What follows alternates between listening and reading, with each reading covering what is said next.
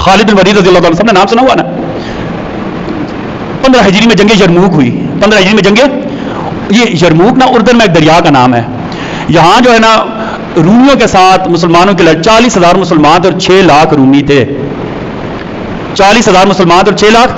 کہتے لڑائی اتنی زور کی ہوئی نا، اتنی زور کی ہوئی، کھانا پینا بھول گئے، لڑائی میں وقفہ نہیں ہوا. اس لڑائی میں 5,000 مسلمان شہید ہوئے تھے اور 5,000 مسلمان زخمی ہوئے تھے اور 1 لاکھ سے زیادہ رومی قتل ہوئے تھے. 1 لاکھ سے زیادہ رومی قتل.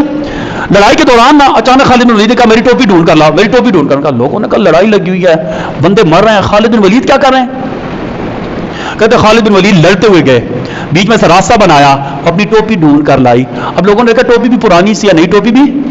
ان کا خالد بن ولید آپ اپنی جان خطرے میں آپ نے ڈال لی، 6 لاکھ رومیوں سے ہم لڑ رہے ہیں، آپ اس ٹوپی کے لیے گئے.